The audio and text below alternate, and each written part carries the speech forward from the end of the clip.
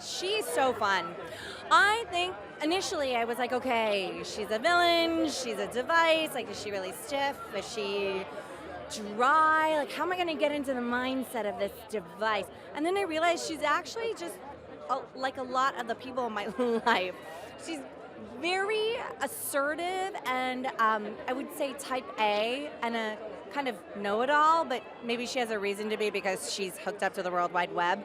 So it's just really fun to actually play her like a person who's like not always right, but has the best intentions. I think if I just think about how people are so flawed, and people can have all kinds of different personality traits, and like no one's perfect, and so I really, with the help of Andrew Stanton and Kenna Harris, we really kind of leaned into that part of her.